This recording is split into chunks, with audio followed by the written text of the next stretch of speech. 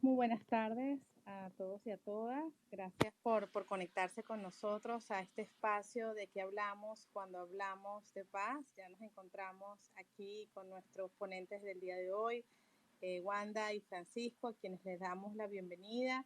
Y bueno, aprovecho a chequear que pueden comunicarse, que su micrófono está funcionando para saludarnos y bueno, para dar inicio a este espacio informal, este espacio de conversación para hablar sobre de qué hablamos cuando hablamos de paz en Venezuela. Bienvenidas Wanda, bienvenido Francisco y bienvenidos a todos los que están conectados con nosotros en este momento.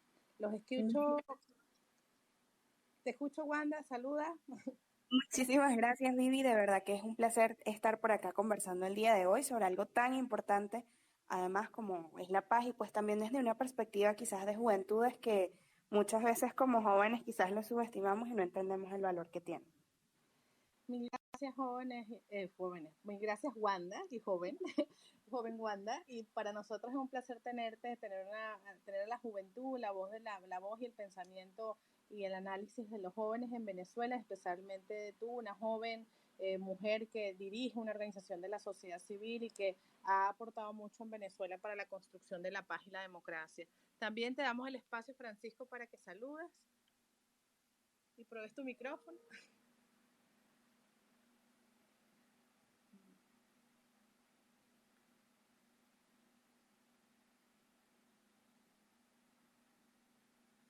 ¿Nos escuchas, Francisco? No sé si estamos teniendo problemas con Francisco. Bueno, bienvenidos también a que nos escuchan. Veo varias caras conocidas, veo varias personas amigas, compañeros, defensoras de derechos humanos que nos acompañan en este Twitter Space. No sé si ya tenemos a Francisco con su micrófono con posibilidad de usarlo. Francisco, te escuchamos. Bueno, creo que todavía no, estamos resolviendo ese tema técnico, pero voy entonces, mientras que se puede ir como resolviendo la posibilidad de que Francisco pueda conversar por su cuenta, vamos dando unas reflexiones iniciales que pues les comenten por qué desde CEPAS estamos haciendo esta campaña junto con otras organizaciones, pero también un poquito profundizar lo que vamos a trabajar este mes en términos de, bueno, de construcción de paz y cómo hablar de esta construcción de paz en este contexto tan complejo y tan adverso en Venezuela.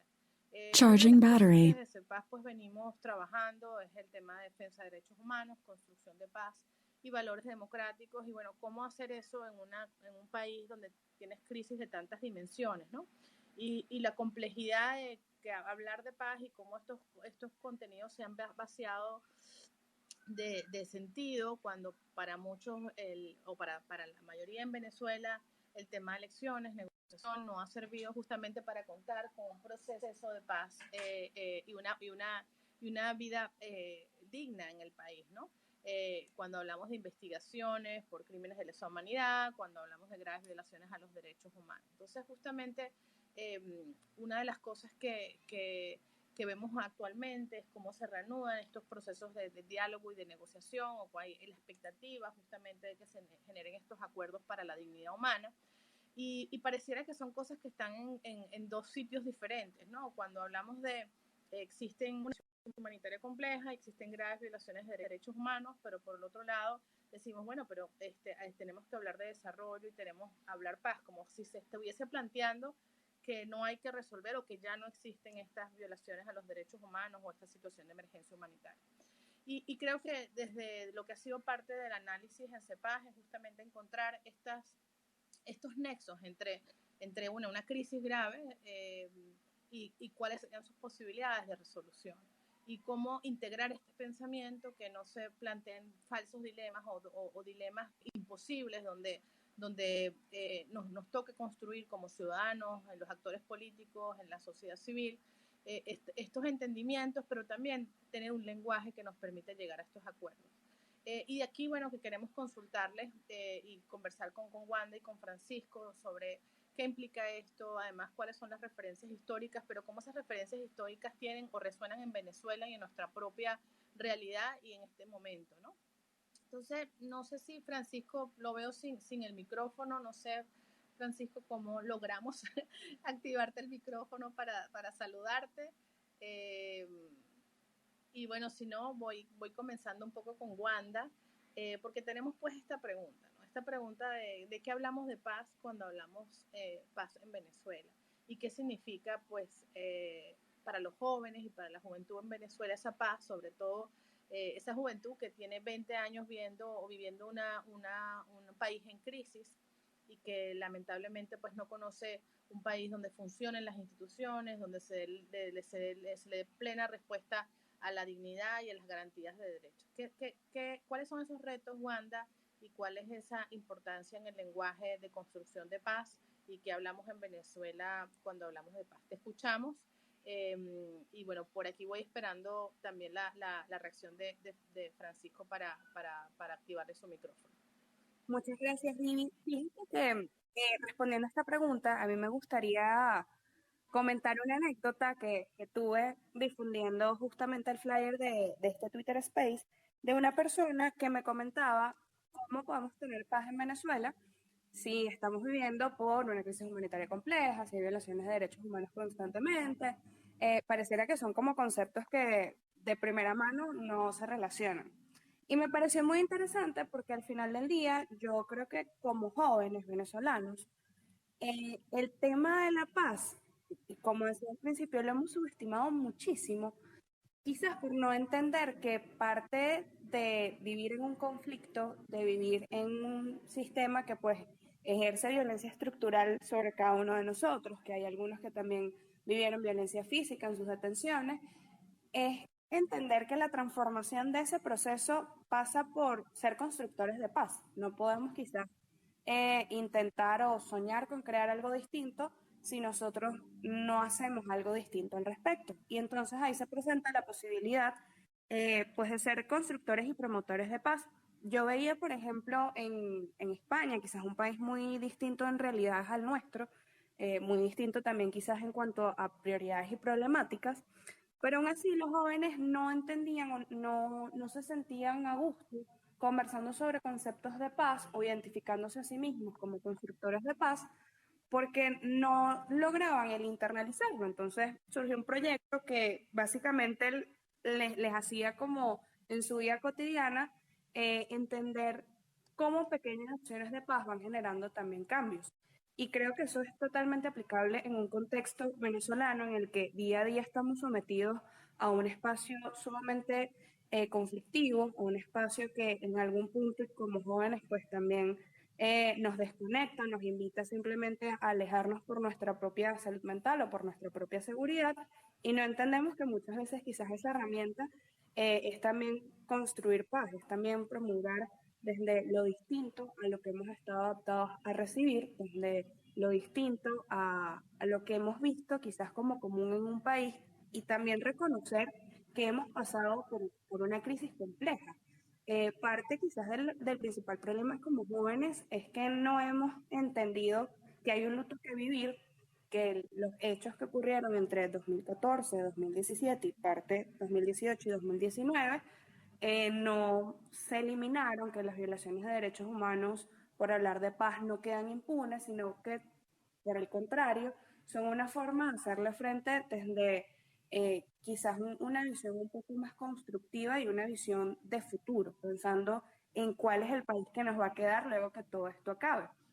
Entonces yo creo que como jóvenes venezolanos se nos presenta el reto de, primero, internalizar y vivir un duelo que hemos quizás extendido y que le hemos hecho como dismiss muchas veces, lo hemos ignorado, y luego reconocernos a nosotros mismos con ese poder de cambio que tenemos y con ese poder de construir no solo algo mejor para nosotros, sino también para esas próximas generaciones que vienen luego de nosotros y que hoy en día quizás normalizan parte de la violencia que se vive tanto estructural, física o incluso cultural. Gracias, Wanda. Y bueno, de verdad te agradezco esta reflexión porque además escucharlo desde la juventud, desde las expectativas que ustedes se plantean, es parte justo de lo que nosotros queremos ver. Seguimos teniendo problemas con Francisco. Parece que tiene problemas de conexión y bueno, esperamos tenerlo conectado en breve, así que seguimos contigo, Wanda. Tranquila. Y justamente un poco preguntarte, porque además tú eres una joven activa, especialmente en la lucha por los derechos políticos, en el ámbito electoral, por la democracia, este rol de los jóvenes en la construcción de paz.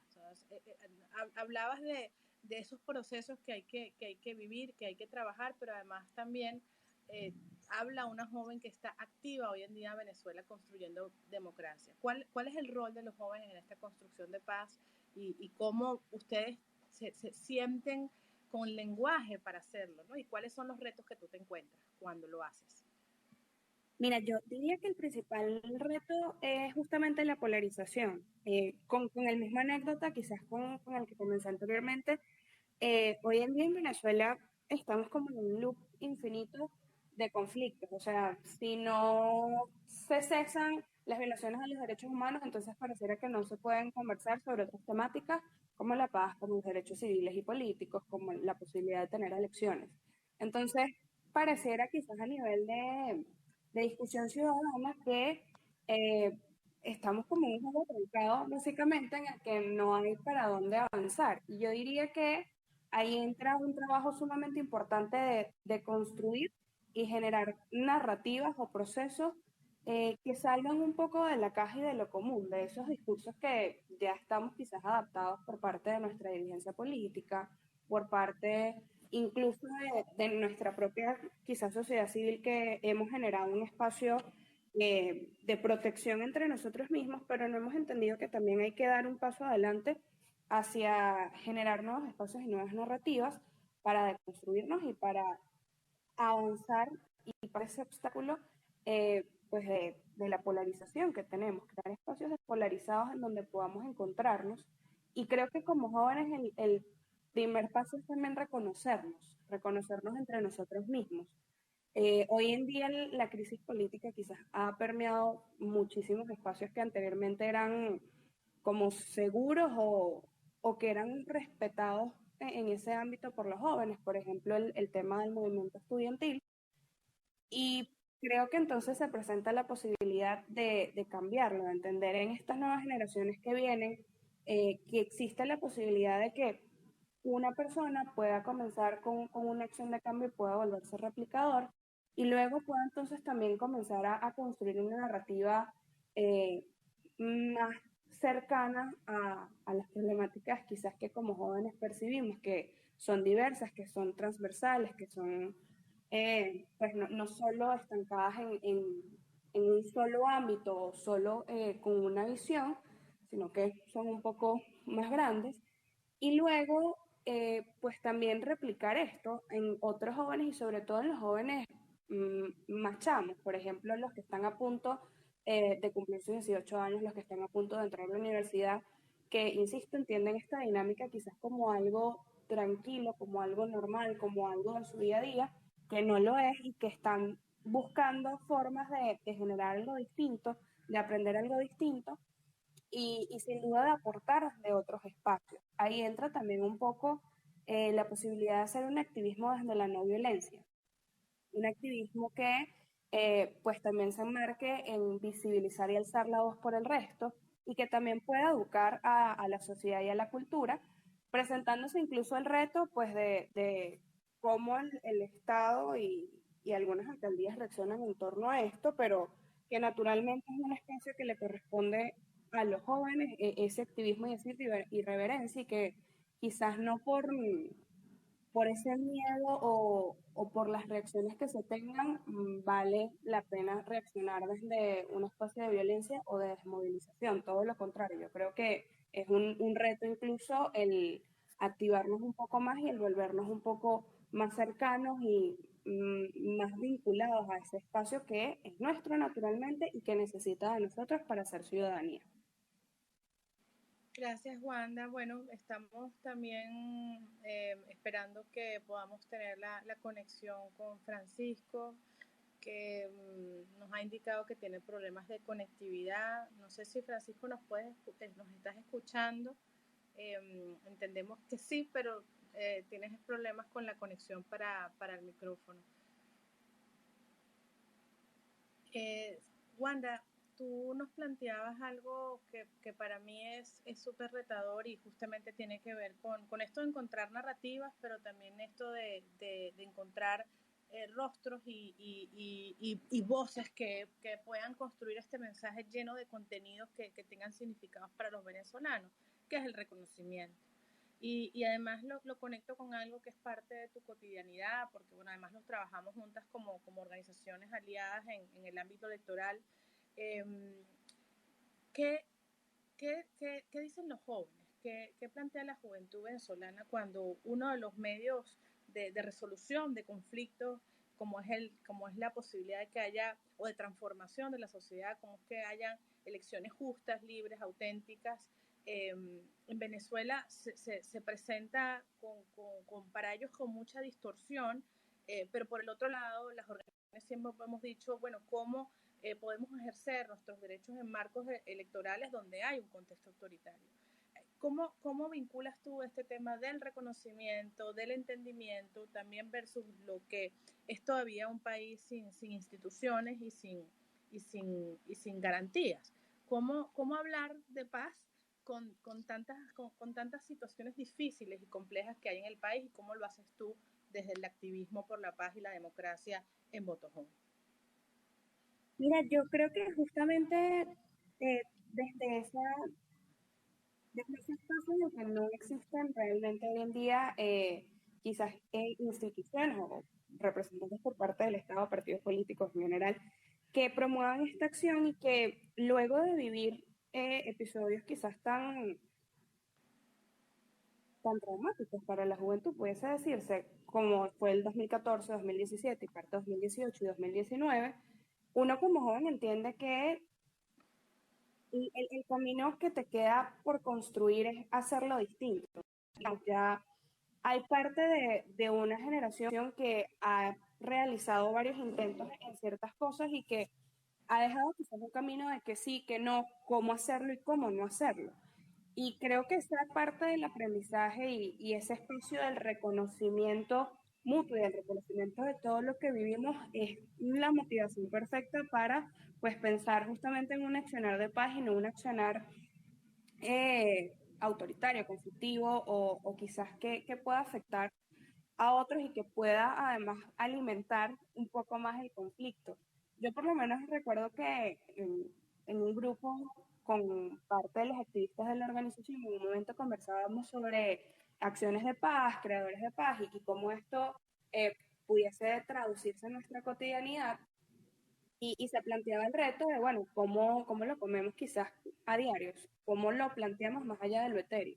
Y una persona decía con muchísimo acierto que al final del día nosotros como jóvenes no podemos pretender que a un globo que ya está tan full de aire le seguimos echando aire que no va a explotar.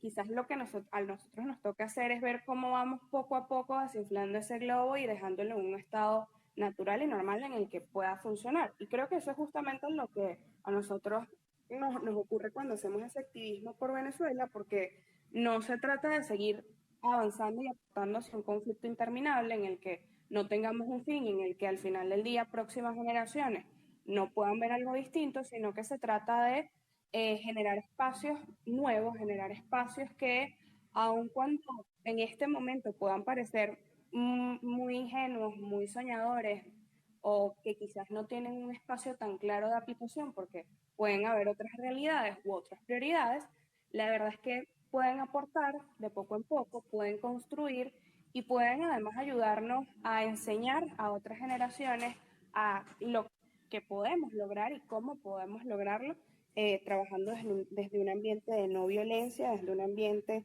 desde reconocimiento y respeto de nuestros derechos y también desde un ambiente de activismo ciudadano pues bastante claro en el que tengamos en cuenta que pues para poder accionar y poder tener algo distinto es necesario que todos participemos y es necesario que todos estemos en ese espacio. Gracias, Wanda. Y bueno, esto me lleva a más preguntas y gracias por tus reflexiones porque pues eso, creo que el llevarlo a anécdotas nos ayuda a entender los retos, los desafíos y sobre todo en el caso tuyo que es una joven activa. Y en esta campaña de Entendamos la Paz, si ustedes los que nos escuchan vieron los videos que sacamos esta semana y bueno, que esperamos que puedan seguir viendo y difundiendo las semanas que vienen, hablábamos sobre, bueno, la paz positiva y la paz negativa. Y cuando hablábamos de pues, la paz que no siempre es positiva, nos preguntamos, bueno, ¿cómo es que eso de una paz negativa? Y es esta paz muy asociada al silencio, ¿no? Y ese silencio que se experimenta en momentos de dictadura, en momentos de cese al fuego en el conflicto, que pareciera que no está pasando nada, pero sí está pasando. Y yo lo veo mucho ahorita en Venezuela, como ese silencio muy vinculado al tema de la criminalización, la persecución, ese silencio encuentra palabras para poder entendernos, encuentra palabras para incluso eh, atravesar o estar ahí en un ambiente que sigue siendo criminalizante, donde sigue habiendo persecución, pero que nos permite hablar, porque esa posibilidad de hablar, esa posibilidad de entendernos, esa posibilidad de generar narrativas, nos ayuda a construir realidades. Y ahí te quería preguntar, ¿cuáles son esas palabras que la juventud está utilizando ahorita y que tú ves en este activismo por la paz y democracia que son útiles para ti y que los ayuda a conectarse, que los ayuda a reconocerse, que los ayuda a organizarse? ¿Dónde están esas palabras? ¿Con qué palabras rompen el silencio ahorita los jóvenes y construyen paz? No, es retador eso. Mira, yo diría que puede ser encuentro, pero no encuentro quizás desde un punto de vista eh, naturalmente no vamos a encontrarnos todos en un punto, sino un encuentro de ideas. O sea, el poder entender que el otro puede pensar totalmente distinto, puede actuar totalmente distinto o incluso puede estar en un espacio o en un espacio totalmente distinto, pero aún así hay un punto de encuentro mutuo que es... Te escuchamos, Francisco, bienvenido. Gracias. Mira, tengo a Wanda en una pregunta importante, filosófica, espero que nos hayas escuchado, pero contentos de ya contarte, tenerte aquí. Gracias por la Bienvenido, Francisco. invitación y de verdad disculpen, pero la conexión al micrófono en el Twitter me comió. Estuve como 25 Bueno, minutos hasta que di con el botón. Bueno, bueno, celebramos que ya estés aquí y ya te tengo varias preguntas preparadas, pero quisiera terminar de escuchar a Wanda Francisco que nos comentaba y bueno, con todos los que nos escuchan, esto de, bueno, qué palabras les ayudan a la juventud a construir paz, a reconocerse, a conectarse. Y Wanda nos comentaba justamente lo difícil que es, pero cómo lo han encontrado. Wanda, te seguimos escuchando. Bueno, nada, rápidamente por acá también para que pase Francisco. Eh, Comentaba sobre encuentro y yo diría incluso también acuerdos. Hoy en día, como jóvenes, nos hemos vuelto muy conscientes de la necesidad de crear acuerdos generacionales que no impliquen necesariamente el tapar o el apoyar violaciones que se presenten o espacios violentos que puedan darse, sino de entender que al final del día somos una generación que ha pasado por lo mismo, que ha vivido muchísimo juntos parte de todo este conflicto y que la idea es remar juntos hacia una misma perspectiva. Entonces, ese espacio de acuerdos mínimos generacionales para entenderse, para reconocerse, para tener un espacio de conversación o incluso para apoyarse de la mejor forma o de la forma que se tenga en el momento, son sumamente valiosos. Y luego, bueno, iría por último con uno muy importante que es la participación. Yo creo que como jóvenes se ha entendido que el no estar presente en espacios es muy costoso. Al final es una factura que se extiende muchísimo tiempo y que no tenemos quizás incluso forma de pagarla luego. Y que la representación y ese espacio de accionar mínimo para poder alzar la voz, para poder demostrar que sí hay personas que están dispuestas a avanzar, que sí hay un trabajo que se está haciendo, que sí se puede ajustar por el país, es importante, sobre todo es reconfortante para todas las generaciones y para lograr entonces entrar en un camino conjunto. cambio por acá y le doy el pase entonces a Vivi para que le dé el pase a Francisco. Gracias, Juanda. Y bueno, en efecto, ahí hablamos de lo complejo que es, ¿no? El poder estar, y hablábamos al principio, Francisco, y los compañeros, de lo difícil que es decir esto en Venezuela cuando lo que el sentimiento que hay es de frustración, de desesperanza, de silencio.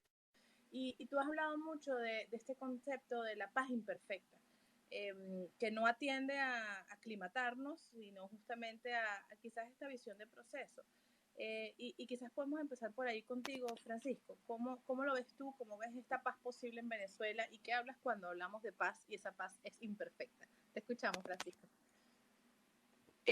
Fundamentalmente, cuando nos acercamos a abordar la paz, nos enfrentamos con varios prejuicios de entrada. Inicialmente, uno de los primeros prejuicios es que si uno le pregunta a cualquier persona del espectro político venezolano, ¿no? Imaginemos cualquier actor político de las antípodas, desde Diosdado Cabello hasta María Corina Machado, y si uno le pregunta a ellos si están de acuerdo con la paz, estoy casi seguro que van a decir que sí. Pero ¿qué entiende cada uno por paz, por ejemplo, no? Ese es un elemento difícil casi siempre al inicio, que todos queremos la paz, pero todos tenemos una idea distinta de lo que es la paz. Un segundo prejuicio con el cual nos enfrentamos al momento de acercarnos a la paz es que pensamos que la paz es una especie de estado o de situación en la cual no existen los conflictos cesan y llegamos a una especie de armonía permanente en la cual no hay ningún tipo de alteración, una cosa como decir el Edén del paraíso, ¿no? Y eso, evidentemente, al ser vamos a decir así, una percepción falsa, porque la paz no es ausencia de conflicto, la paz fundamentalmente es pudiésemos decir que la mejor forma de regular un conflicto es a través de las vías pacíficas, pero no hay algo como un estado absoluto de paz o de ausencia de conflicto. Lo tercero es que también suele pasar que cuando se analiza la paz, se suele decir que los que persiguen o apuestan a la paz son idealistas y los que ven la vida, la política desde el punto de vista de la violencia son los realistas. Y resulta que es todo lo contrario, porque no hay nada más complejo que la paz, porque la paz implica negociación, implica ceder, implica ponerse de acuerdo con otro que no piensa igual a ti, mientras que la violencia no implica absolutamente nada de eso. La violencia implica imponerte sobre el otro o buscar imponerte sobre el otro. Otro elemento también y otro prejuicio con el cual nos encontramos al momento de acercarnos a la paz es que queremos la paz, pero la pensamos desde la violencia. Es muy curioso porque muchas veces eh, queremos alcanzar la paz, pero pensamos que esta no se puede conseguir si no es previamente a través de la violencia. Entonces, claro, al tener todos estos elementos de entrada es difícil acercarnos a la paz, porque adicionalmente pues la vemos como algo inalcanzable, algo demasiado perfecto. Prácticamente es una especie de situación que solo lograrían los ángeles que viven en el cielo y nosotros los humanos que somos tan imperfectos, es imposible que logremos la paz. Pero entonces, claro, ahí es donde nos topamos con esa visión de que si vemos la paz como un fenómeno perfecto, imposible de alcanzar, entonces, claro, terminamos cayendo en una actitud pesimista pensando que lo único que es posible alcanzar de alguna manera es la convivencia con la violencia. Por eso cuando se habla de la paz imperfecta, se habla de una paz que por un lado, al ser imperfecta, coexiste y convive con formas de violencia también imperfectas, ¿no? Porque hasta en los momentos de mayor violencia, incluso de guerras abiertas, se encuentran espacios de paz, espacios de acuerdo y los distintos tipos de paz que ya ha mencionado Wanda y que en los posts que ustedes han ido colocando se consiguen. La paz negativa, la paz positiva, la cultura de paz, etcétera. Entonces, un elemento inicial es entender la paz como un fenómeno imperfecto que interactúa permanentemente con violencia imperfecta. Lo segundo es entender que la paz no es un estado al cual vamos a llegar, sino que es una dinámica que incluso está ya presente. Yo siempre coloco este ejemplo porque parece sencillo, pero si nos damos cuenta puede ser un gran paso para ver la paz que a veces se nos escapa y la vemos como algo idealizado, como algo absolutamente santificado y perfecto.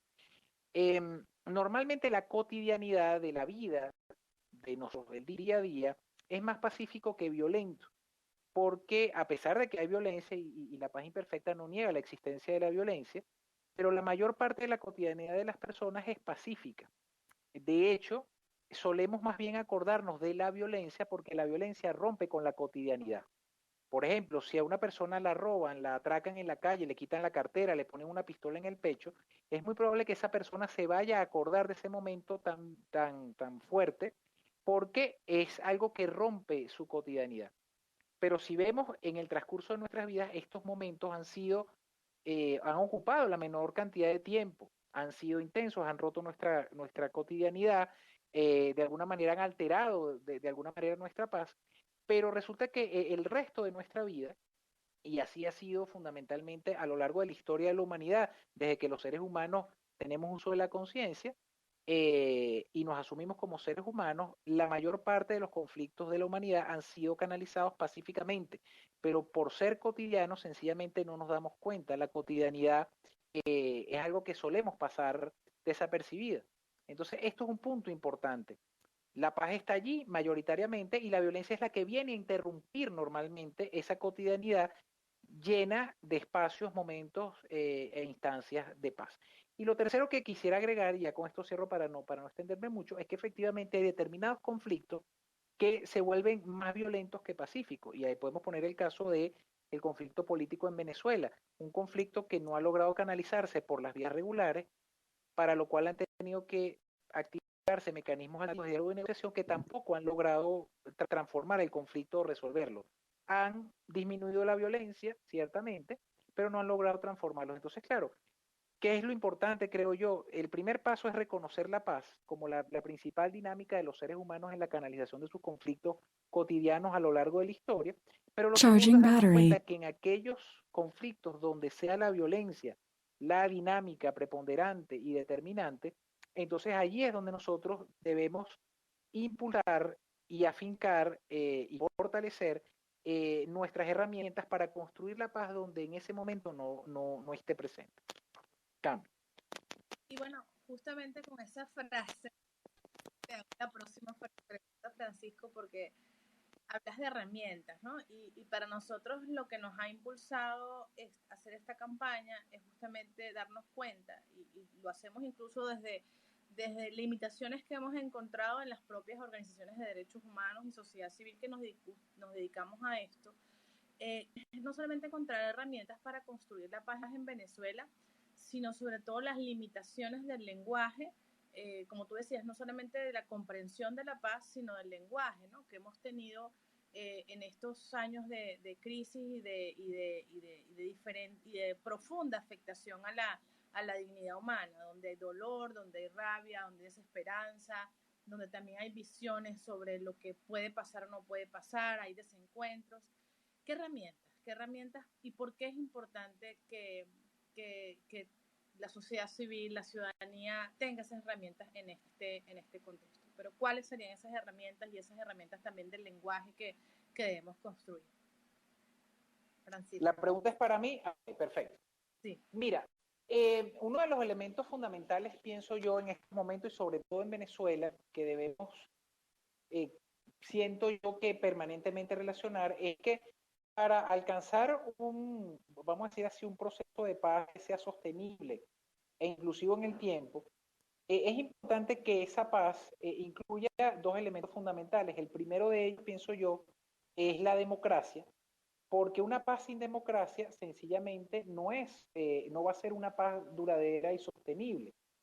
Una paz sin democracia es una paz que no incluye la libertad, es una paz que no incluye la participación, es una paz que no incluye el pluralismo, el derecho a elegir, la separación de poderes, eh, y todos estos elementos que son fundamentales para que una paz sea sostenible. Entonces, cuando vemos que en la actualidad muchos actores políticos incluso hablan de paz en la actualidad, es importante que la sociedad no pierda de vista que la paz, para poder ser realmente inclusiva, plural, sostenible y duradera en el tiempo, tiene que ser democrática. Ojo, con esto no quiero hablar del término paz democrática, que es un término que se ha utilizado en otros contextos, porque es un concepto que existe, pero la paz tiene que tener un elemento fundamental que es la democracia.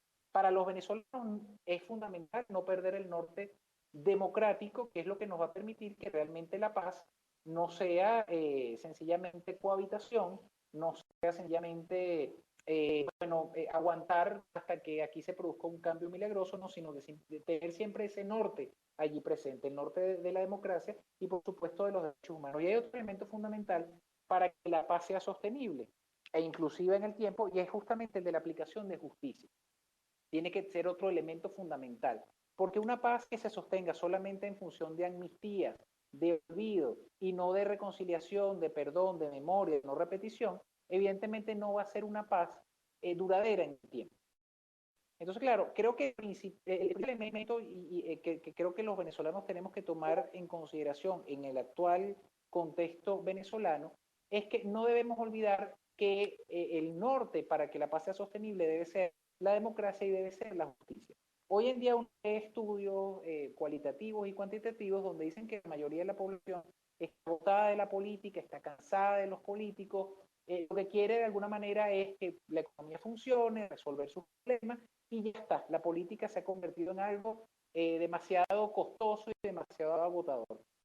Entender que ese agotamiento esté allí, que la gente esté hastiada de tantos años donde la política pues no ha logrado resolver el conflicto y que ha generado más bien sufrimiento, migración forzosa, violación de derechos humanos, etcétera. Pero si perdemos el norte democrático y nos conformamos con una paz autoritaria, una paz donde no haya ningún tipo de libertad a cambio de tener ciertos beneficios económicos, entonces allí creo que estaríamos cometiendo un grave error. Hoy en día, esa es una opinión muy particular, la paz pueda ser sostenible y duradera e inclusiva en el tiempo, tiene que ser democrática y tiene que tener un componente fundamental que es la aplicación de justicia. Así es, Francisco, coincido contigo y yo creo que eso lo pone más retador en contextos contexto donde no vivimos en democracia y donde efectivamente eso cobra un silencio por la criminalización, por la persecución, pero donde más hay espacios donde se están abriendo el diálogo. Entonces, muchas veces estamos en este doble dilema porque además tampoco hay una percepción de buena fe de las partes o de buena fe de esas aperturas. Pero ¿cómo aprovecharlas? ¿Cómo aprovecharlas? ¿Cómo entender que en esos espacios se pueden construir paz? Pero al mismo tiempo entender que pueden ser, si no son vistas de forma estratégica, si no son vistas, o cómo verlas a nivel de proceso, que puedan, incluso cuando hay retrocesos, cuando hay parálisis, verse como oportunidad. Y ahí te dejo respondiendo esta pregunta y le preparo a Amanda, sobre todo porque aunque el tema electoral en Venezuela es un tema de sentimientos encontrados por todo lo que ha implicado los procesos electorales en Venezuela, hay una ruta a futuro, hay una visión de cómo recuperar esos espacios democráticos. Entonces, justamente ahí le dejo pensando a Wanda cómo esas narrativas nos ayudan de cara a estos procesos o estas posibilidades. Primero contigo, Francisco.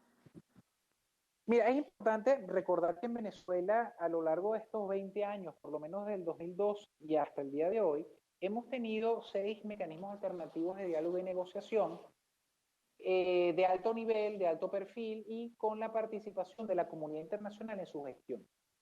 Y creo que es importante decir que en casi todos, quizás a excepción del mecanismo del año 2014, se implementaron metodologías bastante rigurosas, bastante serias, con la participación de facilitadores de altísimo nivel, técnicos, mediadores, o sea, personas que realmente conocen de esto.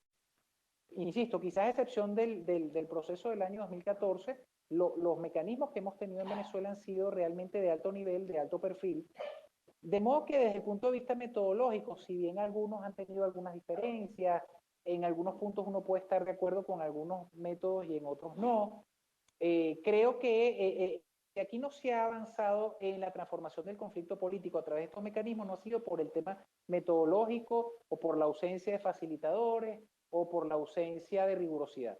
Fundamentalmente ha sido por la ausencia de voluntad política. Y aquí voy a otro elemento que es importante. efectivamente este es un conflicto que ha reunido principalmente a dos coaliciones, una coalición en torno a Hugo Chávez y posteriormente a Nicolás Maduro por un lado, y una coalición opositora que ha tenido pues variaciones a lo largo del tiempo en su dirigencia, en sus estrategias, etc. Pero hay que reconocer que este es un conflicto bastante asimétrico. Este es un conflicto que tuvo un importante momento en el cual la asimetría o la diferencia entre ambas coaliciones se redujo, que fue entre el golpe de Estado del año 2002 y el paro petrolero del 2003. Ahí esa incertidumbre que se generó dentro de la Fuerza Armada Nacional sobre la situación de la capacidad de controlar la empresa petrolera, de alguna manera redujo las diferencias entre ambas coaliciones, y creo que es uno de los factores que permite que se logre ese acuerdo del año 2003, que al final busca, a través del referéndum revocatorio del 2004, una solución electoral.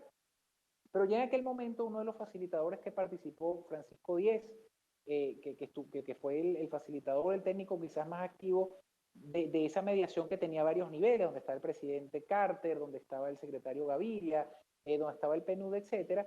Él advertía que una solución electoral, aunque era indispensable, no era suficiente.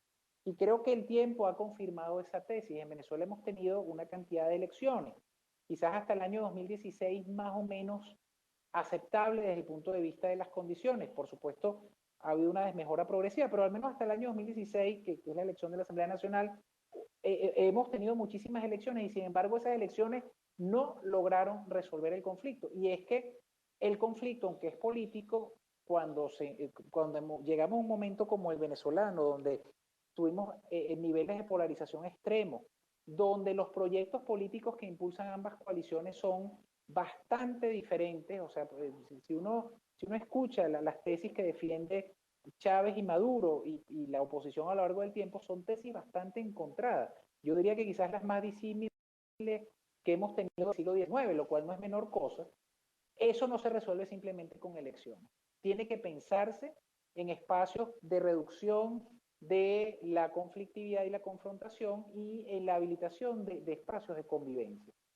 Pero claro, si la asimetría a lo largo de todos estos años ha aumentado, es decir, el peso de la coalición de gobierno es cada vez mayor y la autocratización ha avanzado fundamentalmente desde el año 2016 hasta la fecha, es muy difícil que allí estos mecanismos pues, puedan tener algún impacto en la solución del conflicto, porque son mecanismos muchas veces diseñados para mesas de negociación donde las coaliciones son más simétricas, donde sus condiciones son más igualitarias.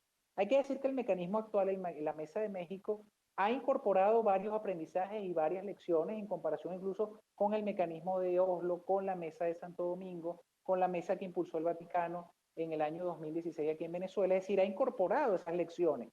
Pero insisto, no es un problema de técnica, no es un problema de rigurosidad, es fundamentalmente un tema de voluntad política y un tema de cómo ayudar a reducir las asimetrías para que las partes entiendan de que solo a través de la negociación es que se puede alcanzar una solución al conflicto, una solución duradera. Si hay una de las partes que todavía puede tener una mejor alternativa que esté por fuera del acuerdo negociado, evidentemente esa parte puede seguir, y lo ha hecho, que es la coalición de gobierno, ha seguido apostando a su alternativa que está por fuera de esa mesa, que está por fuera del acuerdo. Y hasta que no se logre equilibrar eso, va a ser muy difícil que un mecanismo de este tipo pueda avanzar. Pero yo, ¿qué quiero decir con esto? Muchos dirán, bueno, entonces, ¿para qué sirven esos mecanismos? Si no sirven de nada. No, hay que decir que estos mecanismos han logrado reducir la violencia en varios momentos de estos últimos 20 años, lo cual no es menor cosa, ha evitado que en algún momento la violencia escale a unos niveles incontrolables quizás en determinados momentos, pero al mismo tiempo han ido acumulando, por ejemplo, nuevos temas se han ido registrando temas que son importantes tener en consideración para el conflicto político, han adoptado, por ejemplo, metodologías que equilibran alcanzar una solución al conflicto estructural, pero que entienden que hay dinámicas eh, urgentes y coyunturales que implican tomar decisiones y lograr acuerdos parciales, porque, por ejemplo, lo humanitario, los temas de salud no pueden esperar a la solución final del conflicto político, a la solución final de la aplicación de justicia. Entonces, creo que hay que apostar a estos mecanismos. Al final esta solución va a ser probablemente negociada, pero hasta que no se logre reducir esa asimetría entre ambas coaliciones, es bien improbable que estos mecanismos pues, puedan tener un mayor avance. Cambio. Gracias, Francisco, y la verdad coincido mucho contigo en la combinación justamente de esos mecanismos con las posibilidades. Y ahí lo conecto con la pregunta que te dejé en el aire, Wanda, esa combinación y esa reducción de asimetrías y esa posibilidad que sea que México, cualquier mecanismo de negociación sirva para Venezuela, ¿cómo se conecta con esta ruta electoral que hemos planteado las organizaciones y que todavía parecía que se ve lejana, pero 2024 y 2025, como diría un dicho, están a la vuelta de la esquina? ¿Cómo lo ves tú y cómo lo ves de cara a esta reflexión que nos hacía Francisco de que, bueno, hay ahí avances, hay posibilidades, pero todavía no se concretan, pero el tiempo transcurre y van a plantearse estos procesos electorales en el 24 y en el 25? Te escuchamos, Juan.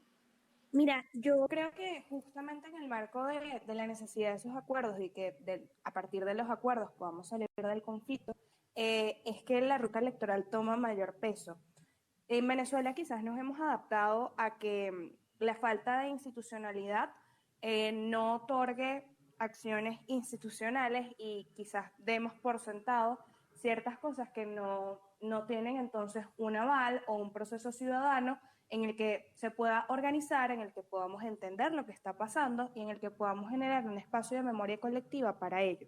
Y justamente las elecciones del 2024, alineadas con una mesa de negociación, son un espacio primero de reinstitucionalización del país, evidentemente no de la noche a la mañana, es el primer paso, pero sí es un paso sumamente importante para que nosotros como ciudadanos entendamos que también tenemos una parte de participación en ese conflicto y en la solución del conflicto, y que luego ese país por el que vamos a transitar, ese país que necesita de nuestro apoyo para generar un espacio de transición, necesita también de instituciones que puedan renacerse y que puedan tener un espacio de participación ciudadana activa que nos permita justamente vincularnos, que nos permita racionalizar nuestros derechos y que nos permita además organizarnos en torno a un ejercicio cotidiano y diario de la ciudadanía.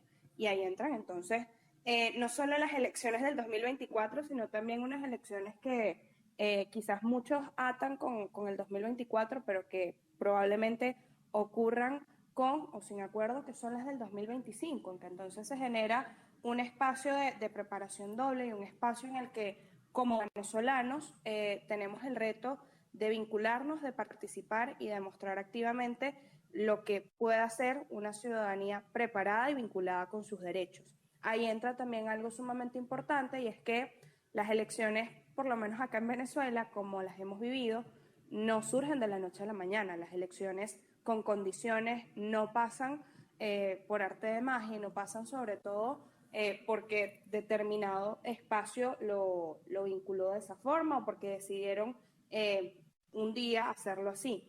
Pasa porque nosotros como ciudadanos también exijamos, porque nosotros como ciudadanos también nos organicemos y comencemos a trabajar en torno a hitos sumamente importantes, como pueden ser el registro electoral, la inscripción y actualización de datos de jóvenes y la actualización además de datos de ciudadanos que están inscritos y que realmente hoy en día no estén cerca de ese centro de votación, por lo que probablemente no puedan ejercer ese derecho al voto. Luego pasa pues por una serie de acciones en torno a la normativa legal. Hoy en día es discrecional y está quizás en un ámbito de acuerdos un poco distinto. Como ciudadanos sí podemos comenzar a conversar al respecto, sí podemos ser agentes replicadores y podemos entonces generar también propuestas. Yo creo que nosotros quizás hemos subestimado muchísimo ese poder que tenemos en cuanto a proponer y en cuanto a identificar problemáticas o dinámicas que veamos que afectan las elecciones y que solo nosotros como ciudadanos podemos vivir porque quizás las padecemos de primera mano, quizás les pasó a un familiar y no las consideramos lo suficientemente grandes como para denunciarlas, por lo que las organizaciones no pueden identificarlas y quedamos entonces como una especie de limbo. Y luego, pues justamente con trabajar porque venezolanos en el exterior puedan participar y puedan también ser reconocidos e identificarse y reconciliarse con sus derechos civiles y políticos. Yo creo que acá la paz entra como un punto prioritario, esas herramientas que hablaba Francisco entran también como una base de todo esto, porque primero, sin un espacio despolarizado, no podemos lograr elecciones reales o elecciones que efectivamente nazcan de un acuerdo político y de una voluntad mutua de reconocimiento. Y luego, pues sin la participación o esa vinculación ciudadana, entendiendo que la mejor herramienta que tenemos para expresarnos es nuestro voto y son las elecciones, poco podemos quizás pensar en un país distinto o en un cambio no polarizado en Venezuela. Por allí son parte quizás de esas disertaciones que tengo. Gracias, Juan. Sencillas, pero que todas tienen mucho poder. Tenemos ya, bueno, estamos ya en los últimos minutos, gracias a todos los que están conectados y tenemos algunas preguntas, también animarlos a quienes se han conectado y de verdad agradecerles que han estado en todo el proceso de esta conversación, puedan animarse, levantar la mano, hacer preguntas e incluso darles la palabra para que puedan conversar tanto con Francisco como con Wanda. Aquí, bueno, esta creo que es más para Francisco, pero también Wanda, si tú tienes tus comentarios, tenemos esta pregunta sobre cómo se mantiene el balance entre asegurar justicia y construir paz, Francisco. Nos llegó otra aquí también que creo que tiene que ver con la misma, cuándo se puede ceder para alcanzar paz sin impunidad. Son dos preguntas importantísimas y la verdad que, bueno, espero que en los minutos que nos queden puedan responderla, igual con quienes están y tengan alguna inquietud, alguna pregunta, les escuchamos. Entonces, dejo en el aire estas dos preguntas: ¿cómo se mantiene el balance entre asegurar justicia y construir paz? ¿Y cómo o cuánto se puede hacer para alcanzar paz sin impunidad? Francisco. Sí, mira, las dos preguntas están íntimamente relacionadas, ¿no? Hay un libro de Julio María Sanguinetti, que fue presidente de Uruguay en la transición uruguaya, eh, que escribió el Fondo de Cultura Económica, un libro cortito que se llama El temor y la impaciencia. Y él decía que uno de los elementos fundamentales que tenía o con los que tenía que lidiar una persona que llegaba al poder en medio de una transición era, bueno, cómo lidiar con el temor de los que tenían que dejar el poder y cómo lidiar con la impaciencia de los que querían llegar al poder. Eh, y claro, estamos hablando de un momento en el cual se da una transición, ¿no? Cosa que en Venezuela, al menos por los momentos, no parece tan cercana. Pero haciendo ese ejercicio hipotético, uno yo creo que de los problemas más complejos que hay es, bueno, cómo asegurar que un país, por ejemplo, retome la senda democrática, la estabilidad, el futuro, la paz, pero que esa paz y ese futuro, esa democracia no sea a costa de echarle tierra de alguna manera a todos esos procesos judiciales que, por ejemplo, se tienen que abrir, cómo de alguna manera avanzar una democracia que no sea una democracia en impunidad, donde los que perpetraron algún tipo de crimen, pues de alguna manera queden absolutamente impunes, ¿no? Tenemos casos a lo largo del mundo, ¿no? Vemos España. España, en teoría, es un caso ejemplar de transición, pero si vemos la aplicación de justicia en España prácticamente nunca llegó. Al día de hoy, España creo que es el tercer país del mundo con mayor cantidad de fosas comunes que vive todavía de la guerra civil y de la dictadura. Y uno pudiese decir, bueno, después de 50 años, una democracia ya consolidada, ¿por qué no ha hecho más énfasis en la aplicación de justicia, por ejemplo? En el caso de Chile, en el caso de Argentina, apenas en recientes es que algunos mecanismos de justicia están empezando a reactivarse. Creo que Colombia ha tratado de hacer un ejercicio que es justamente la justicia especial para la paz, la justicia transicional, que es justamente una justicia diseñada para procesos de transición, ¿no? Y justamente para lograr un equilibrio siempre difícil, porque mucho de esto, de las transiciones, tiene que tener parte de reinserción, parte de no generarle miedo o angustia a los que tienen que entregar el poder, porque si no, no lo entregan, pero al mismo tiempo es que las personas cuenten con que va a haber algún tipo de aplicación de justicia, porque si no, por algún lado eso va a terminar reventando, porque la justicia es fundamental y crucial, sobre todo de unos 50 años para acá.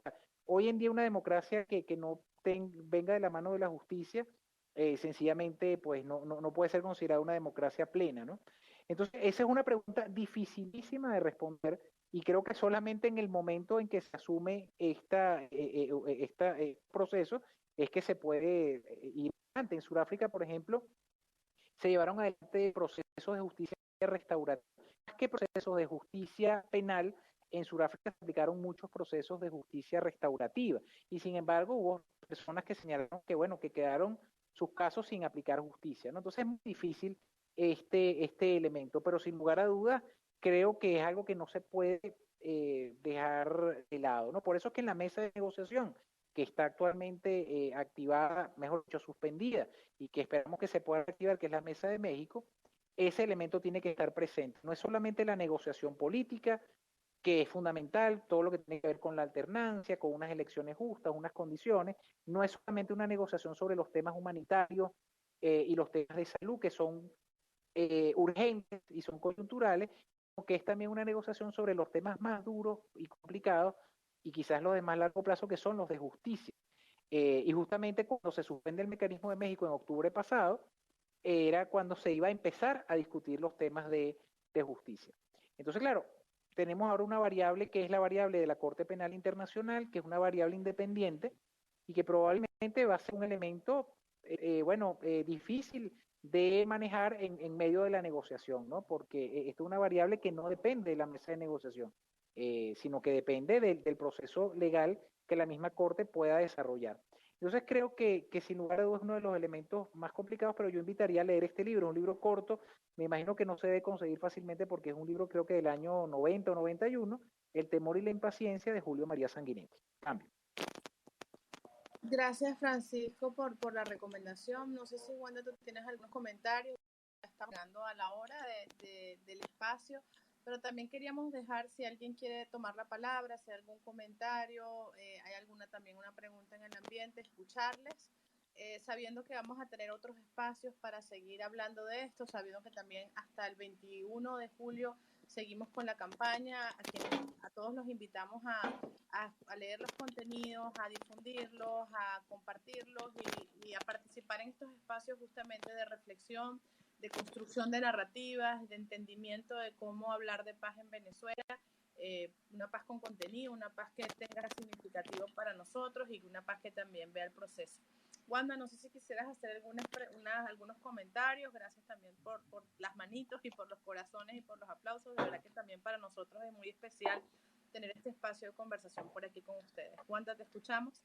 Yo acá rápidamente quería comentar dos cosas. La primera es que es importante que entendamos los procesos de paz, sobre todo vinculados a la justicia, también muy cercanos al tema del perdón.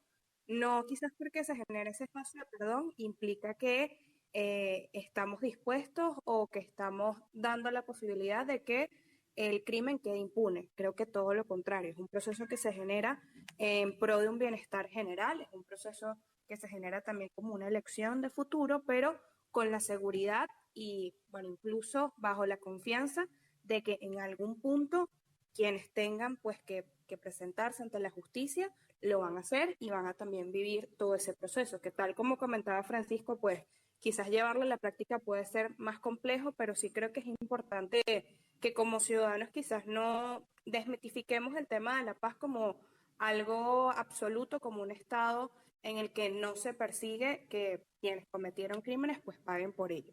Y luego comentar que creo que aquí entra un proceso bastante importante en el rol de las organizaciones. Al final del día, llegado este espacio de transición en el que efectivamente tengamos que pasar por una justicia transicional, en el que efectivamente venga un proceso más arduo, pues de reconciliación, de paz y de perdón, creo que es importante que como organizaciones no gubernamentales la ciudadanía también vea en nosotros esa posibilidad de mantener viva esa llama o ese recuerdo constante de todavía queda pendiente hacer justicia por tantos casos.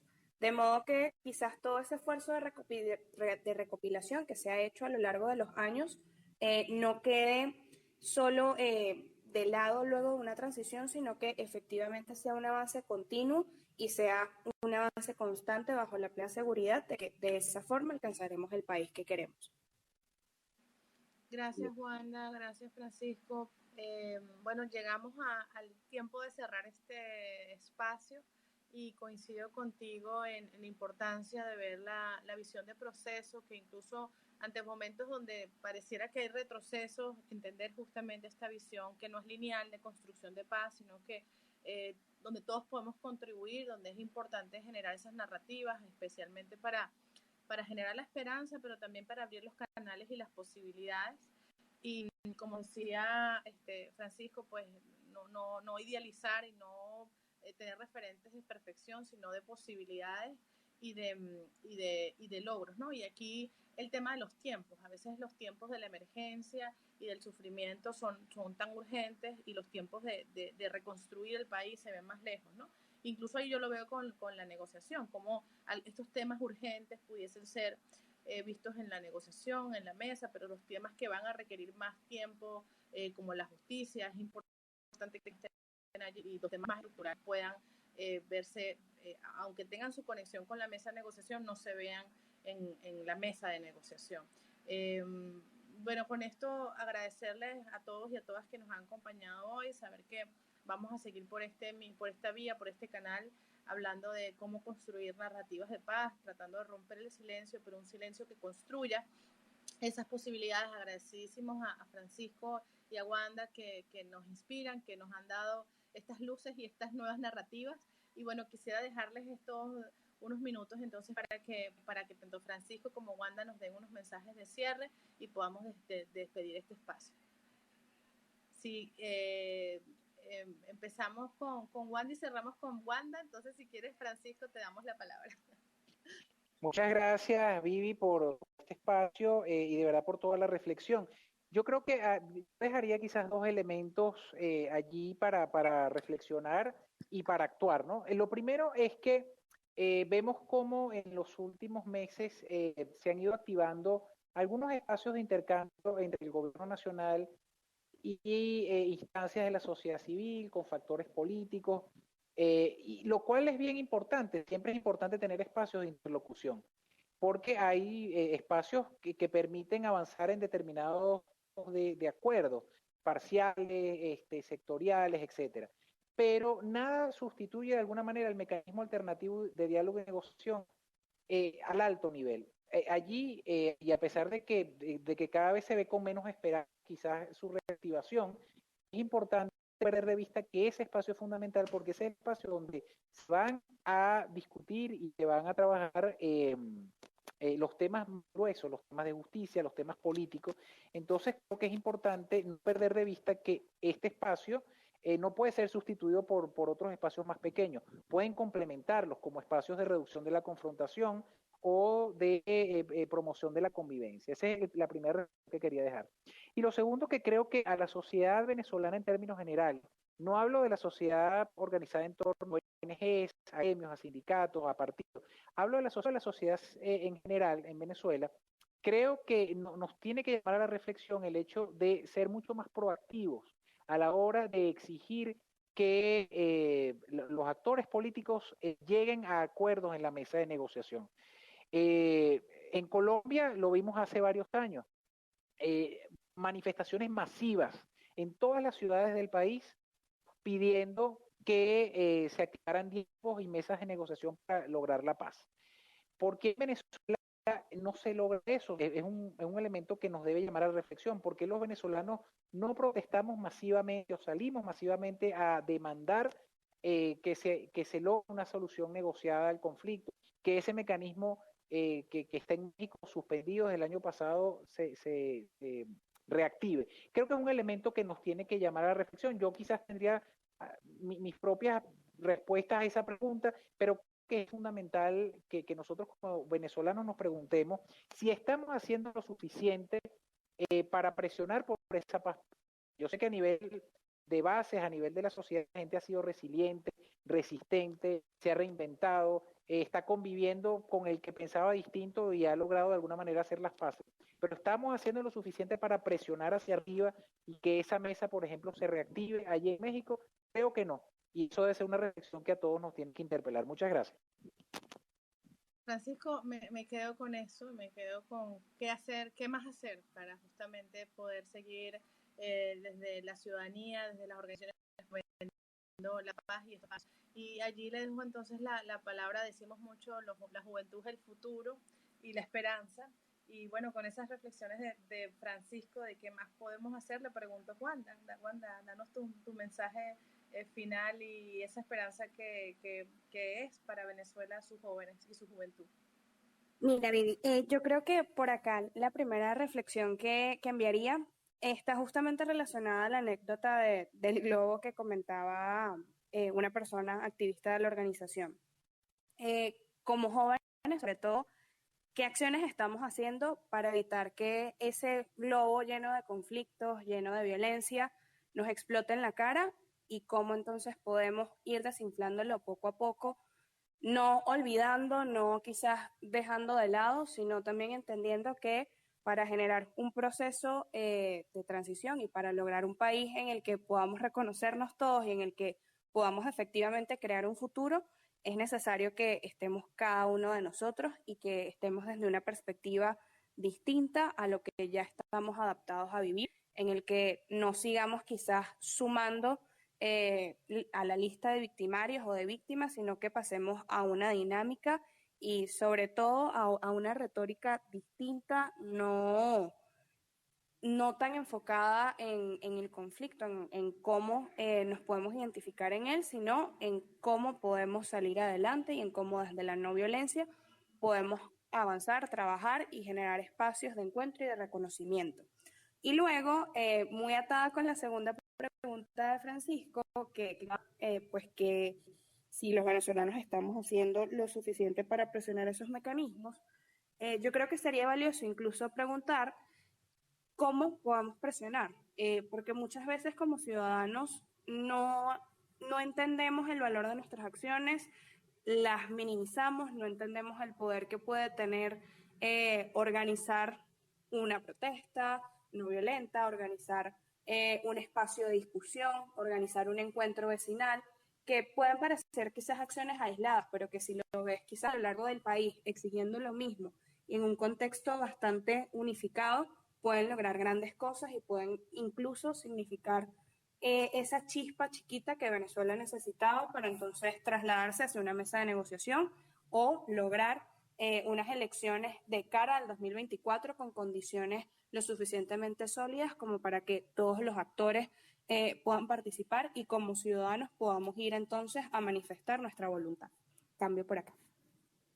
Gracias, Wanda, y me quedo con esa imagen para el cierre. Y espero que cada uno de los circulitos que yo veo aquí en el teléfono sean unas chispas y seamos unas chispitas que podamos generar y encender esa necesidad de paz y de dignidad en Venezuela en todos los ámbitos y conocer, como tú decías, ese poder ciudadano que tenemos cada uno de nosotros para no solamente construirlos con narrativas, sino con nuestras acciones y que podamos entre todos transformar el conflicto.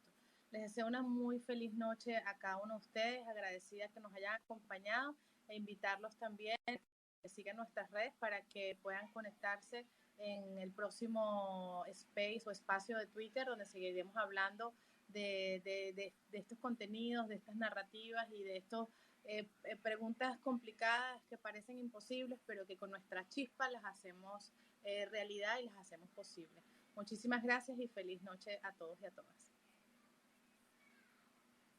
Feliz noche, muchas gracias por conectarse. Gracias, Wanda, gracias, Francisco. Para nosotros un placer, aprendemos mucho de ustedes y bueno, gracias por compartir sus experiencias y sus reflexiones. Muchas gracias. Saludos, feliz noche a todos y a todas.